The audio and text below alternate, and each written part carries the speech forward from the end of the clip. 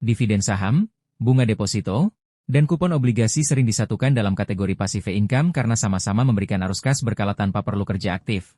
Namun secara struktur, risiko, dan potensi hasil, ketiganya memiliki perbedaan mendasar yang penting dipahami.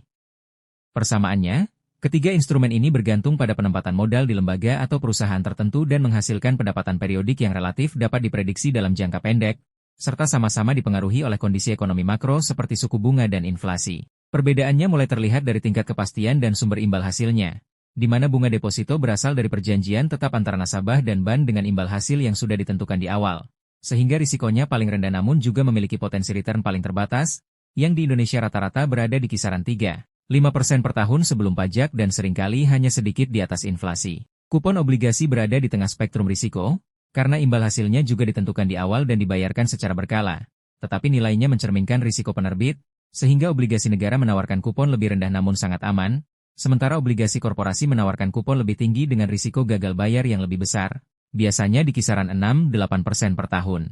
Dividen saham berada di ujung spektrum dengan ketidakpastian paling tinggi karena besarannya tidak dijanjikan dan bergantung pada laba serta kebijakan perusahaan.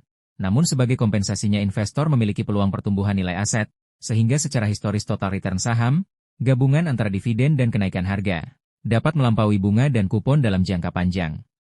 Selain itu, bunga dan kupon bersifat linier karena nilainya cenderung tetap, sedangkan dividen bersifat dinamis karena dapat meningkat seiring pertumbuhan perusahaan, terutama jika dividen diinvestasikan kembali. Dengan memahami bahwa bunga menekankan kepastian, kupon menyeimbangkan kepastian dan imbal hasil, sementara dividen menekankan pertumbuhan jangka panjang, investor dapat menyusun sumber passive income yang lebih realistis dan berkelanjutan sesuai tujuan keuangan dan toleransi risiko masing-masing.